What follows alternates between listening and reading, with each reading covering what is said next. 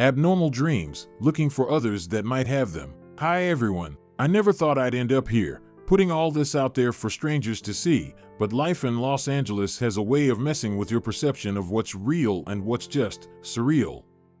LA is this city of dreams, everyone's got one, and sometimes people spend so much time chasing them that they lose sight of what's right in front of them. But for me, dreams mean something a little different. Since I was young, I've been haunted by these vivid, often terrifying dreams, ones that stick with me for days, sometimes even years. At first, I thought they were just the product of an overactive imagination, maybe something I picked up from a movie or a book. But eventually, they stopped feeling like ordinary dreams. They started to feel like memories. Or maybe glimpses. Like my mind is trying to show me something. And what's even crazier is that some of these dreams have actually come true. I can't just shake them off as meaningless anymore. The more these dreams cross into my waking life, the more I wonder if there's some purpose behind them, some force that's using my mind as a gateway to something I can't fully comprehend. They're warnings, premonitions, whatever you want to call it. It's like I'm being shown things from another world, another life, or maybe even this one. And that's why I'm here, to see if anyone else has had experiences like mine, to know I'm not alone in this bizarre, unpredictable world of dreams that feel more real than reality itself. The boy in my arms. It all started a few years ago. Back then, I didn't think much of it. It was just one weird dream, one that I assumed would fade with time. In this dream, I was holding a small boy, maybe 3 or 4 years old. He was warm, wiggling a bit, his tiny hands clutching my shirt, like he trusted me completely. But here's the thing, he wasn't my son. I felt this overwhelming love for him, like a father would, but I knew he wasn't mine. I looked around, and everything around me was foggy, unclear, as if I was in a place where nothing else existed. So, confused, I called out, "Whose kid is this?" And out of nowhere, an old friend of mine appeared. He looked at me with a calm expression, one that made me feel like he already knew the answer before I even asked.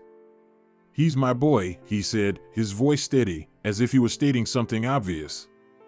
Then, the dream faded, and I woke up with the oddest feeling, like I'd actually held that child, like his presence lingered in the room with me. The next day, I went to visit this friend. I hadn't planned on telling him about the dream, but the words just spilled out of me. I half expected him to laugh it off, maybe call me crazy. Instead, he stared at me, stunned, and then broke into a smile. He told me his girlfriend was pregnant, something I had no idea about, and they just found out it was a boy. My stomach dropped. I was thrilled for him, but I couldn't shake this sense of unease. I'd seen his son before he was even born. I told myself it was just a coincidence, that maybe I'd picked up on some subconscious clues.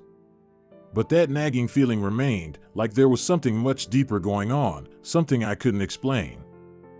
The twins. Fast forward a few years, and my girlfriend and I found out we were expecting. At first, it was a whirlwind of excitement and nerves, planning our future and trying to wrap our heads around what it meant to be parents. Then, one night, I had another dream, this time even more vivid, more intense. I found myself holding 2 babies, twin girls, with identical faces and bright, curious eyes. They were bundled up, tiny and warm, and I felt this incredible sense of peace and happiness, like I was exactly where I was meant to be. I looked down at their faces, identical in every way, and I felt tears on my cheeks, even in the dream. They were mine. My daughters. When I woke up, the feeling lingered. I laughed and told my girlfriend, "We're going to have twins." She rolled her eyes, probably thinking I was joking, but I couldn't shake the feeling. A few weeks later, we went for an ultrasound, and sure enough, the doctor smiled and said, "Congratulations, it's twins." My heart skipped a beat, and I looked over at my girlfriend, who was just as stunned as I was. How could I have known? My mind flashed back to the dream, and I could almost feel the warmth of my daughters in my arms again. After that, I couldn't just brush off these dreams as random. They felt like something more, like glimpses of a reality I hadn't lived yet, like pieces of a puzzle I didn't understand. The Omen in Australia, but the most haunting dream came when I moved to Australia. I'd left LA, looking for a fresh start, a new chapter away from the constant noise and chaos of the city. My first night there, I was exhausted, ready to collapse into bed and sleep for days. But the second I closed my eyes, I found myself somewhere else entirely. I was standing in a vast, empty desert, the sky a harsh, reddish hue, like the sun was setting on the end of the world. The silence was deafening, pressing down on me like a physical weight. I felt a chill run down my spine, and instinctively, I knew I was being hunted. I couldn't see it, but I could feel it, a dark, malevolent presence closing in on me, a shadow that grew thicker, darker, with each passing second. I ran, the hot sand burning beneath my feet, my heart pounding in my chest. In the distance, I saw a small building, a lone structure standing in the middle of this barren wasteland. I sprinted toward it, throwing myself through the door, only to find that the room inside was completely empty. No windows, no furniture, just four walls and a door. I leaned against the wall, trying to catch my breath, but before I could make sense of where I was, a man appeared. He was dressed all in white, his face calm and expressionless, like he'd been expecting me. He looked at me with a strange intensity. And then he said my name. "You're dreaming," he told me. The second he said it, I felt an eerie calm wash over me. It was like I knew, deep down, that everything he was saying was the truth. Then, he looked me dead in the eyes and said, "You'll die if you stay here in Australia." I could feel the gravity of his words sinking into me, like a heavy weight pressing down on my chest. I tried to speak, but the words wouldn't come. Instead, I just stared at him, trying to make sense of what he was telling me. "Look for a sign," he said. "A word you don't recognize. When you see it, you'll know." And then, he was gone. I jolted awake, my heart racing, drenched in sweat. Later that day, as I walked around my new neighborhood, I saw it, the word he'd spoken, painted in bold letters on the wall of a building. My blood turned to ice. I left Australia soon after, but that dream, that warning, has haunted me ever since. I can't shake the feeling that he saved me from something I'll never understand. The Hall of Lives. Another night, I had a dream that took me to a place I can barely describe. I was walking through the streets of LA, late at night, with the city strangely quiet, almost too still. I felt this pull, like something was drawing me toward an unknown destination. As I rounded a corner, I saw a door, a single, wooden door, standing alone in the middle of the street. It looked ancient, out of place, like it had been there for centuries. Something in me told me to open it, so I did. I stepped inside, finding myself in a dimly lit room with a strange, almost otherworldly glow. There was a man sitting behind a glass console, his face lit by the shifting colors of red and green that pulsed through the glass. He looked up, not surprised to see me, and gestured to the console in front of him. "This," he said, his voice soft but filled with gravity, "is all your lives." The glass console in front of him was like nothing I'd ever seen. It wasn't a computer, not in the way we'd recognize, but it was alive, shifting, changing, with threads of color intertwining in patterns I couldn't understand. He showed me hundreds of lives, each one represented by a different thread of light. Green lights for moments of happiness and peace, red lights for pain and struggle. I could see them all, lives stretching back as far as I could imagine. My brother, he told me, had shared many lives with me, his light intertwined with mine in ways that felt both familiar and strange. My other siblings were only part of this life, this one story among countless others.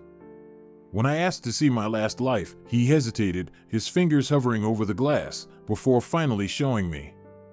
I watched as I swam through dark, endless waters, my body half human, half fish, moving gracefully through an ocean of complete darkness. Around me, others swam too, strange beings with bodies that glowed faintly in the blackness. I felt oddly at peace, even though it was like nothing I'd ever known, both terrifying and beautiful in its unfamiliarity. It wasn't like anything from the myths or stories I'd heard. These were not mermaids or sea creatures I could recognize. They were us. Souls, perhaps, or maybe echoes of the lives we'd lived. The man behind the console watched me with an unreadable expression, and finally, he said, "Here, time ends." His voice was almost a whisper, a soft murmur that sent a chill through my spine. I felt myself fading, like my consciousness was slipping out of the dream and back into my own life, but not before the weight of his words settled over me, heavy and ominous. When I woke up, the memory of that dream clung to me, so intense it felt like I'd actually been there. I can still remember every detail of that ocean, every flicker of light, the strange hum that filled the water. It's as clear to me now as it was then. I don't know if it was a glimpse of some last life or just a figment of my imagination, but it left an ache inside me, a longing for answers I don't think I'll ever find. I was left with this overwhelming sense of fragility, like I'd seen a part of myself that was timeless, but also very much mortal. And the words, "Here, time ends," have haunted me ever since, like a premonition I can't quite shake. The unchanging nightmare. And then, there's the nightmare that's been with me the longest, the one I can't escape, no matter how hard I try. My earliest memory is of this dream, one that started when I was a toddler and persisted for years, playing out the same way each time, never changing. In the dream, I'm a small child, living in a modest home with my mother and father.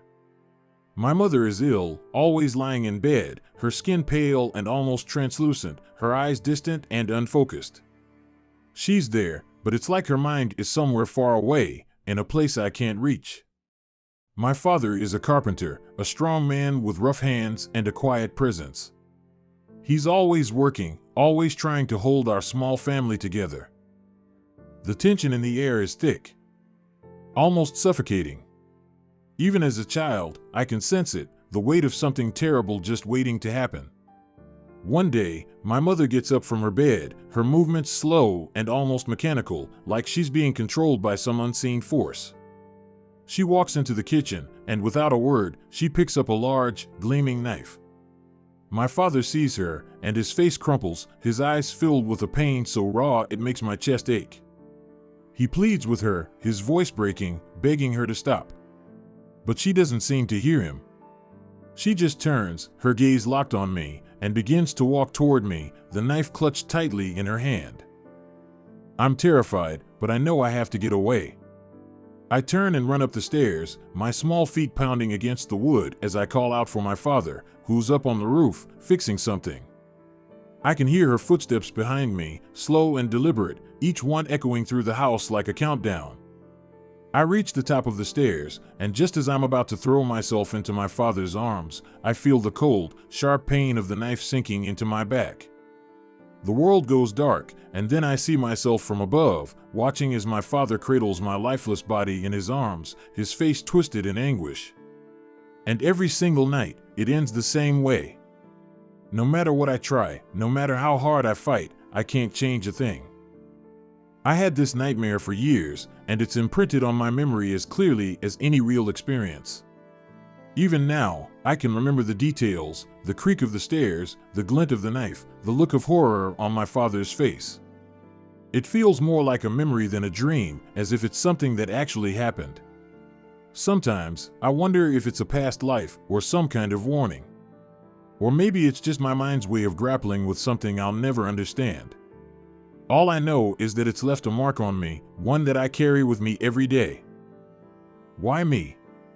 Why these dreams? These dreams have followed me, shaped me, and left me with questions I can't answer. They feel too specific, too vivid, to be just random products of my subconscious. It's as if they're trying to tell me something, to show me things I'm not meant to know. And what haunts me most is the possibility that these dreams are warnings, that there's something out there, something we can't see, that's trying to reach us. Trying to protect us, maybe, or guide us down a certain path. I don't know. I just know that these dreams have shown me things, glimpses of worlds and lives that feel as real as my own. So, I'm putting this out there. If anyone else has had experiences like this, if you've seen things in your dreams that came true or felt like you were being warned, I'd love to hear from you. Because maybe, if enough of us come together, we can start to make sense of it. Or maybe we'll just confirm that we're all losing our minds. Either way, thanks for reading.